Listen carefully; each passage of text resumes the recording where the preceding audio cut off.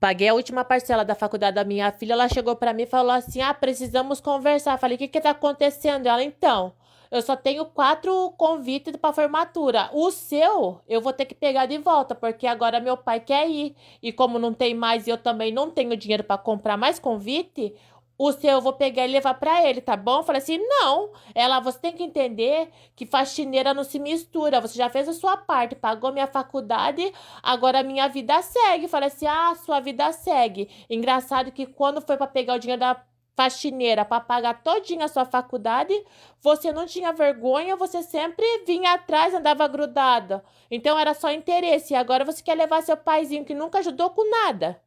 Ela chegou pra mim e falou assim: Para de fazer drama, mãe, é só uma formatura. Aí eu peguei: Ah, drama, pode juntar todas as suas coisas e vai morar com seu pai. E ela: Mas eu não quero morar com ele. Falei: Mas agora você vai. A partir de hoje não me peça mais nada. Ela tá falando sério? Eu falei: Tô.